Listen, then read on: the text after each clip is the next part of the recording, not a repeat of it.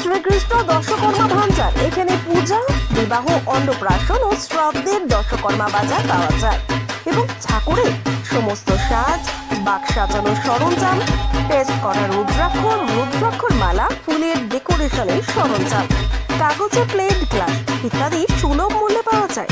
ঠিকানা Deulpota bus stand, Sutahata, হলদিয়া।